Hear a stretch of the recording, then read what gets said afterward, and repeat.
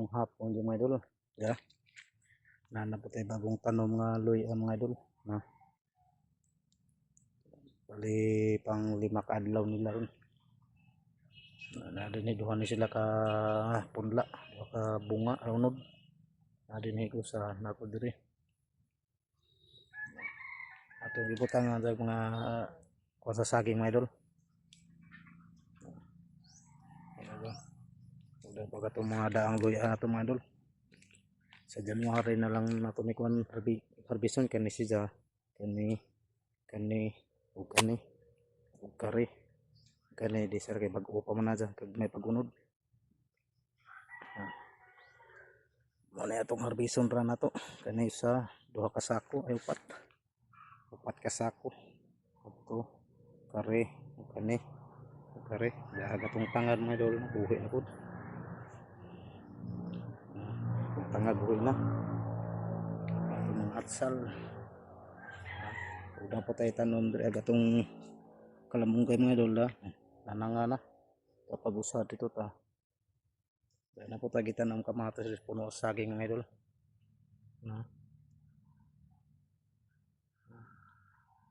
ug atong kalabantos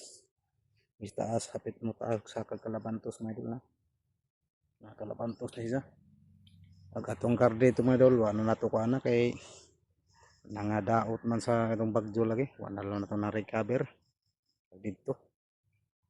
damage man kaya dapat tayo mga atsal diri mga idol mga atsal na sila mga idol kani ito dapat atsal kalabantos na to nagtumoy na hapit na sa mukuan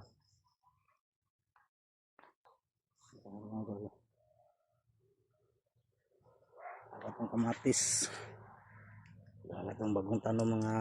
hats ng tanglad muna itong harbison sa January na naman December ito January na naman itong harbison kung dagko ba sa unod pero dagko sa sugay na kanina naghimaw na muna isang unod na namuwak na ganiho dagko ka doon sa glindog bali mo ni harbison na ito pohon kanina sa 4 ka kanda maharbis na po na ito pohon na idol at itong tam nagbalik at ora ng bunuton para di magisi ning kuan sako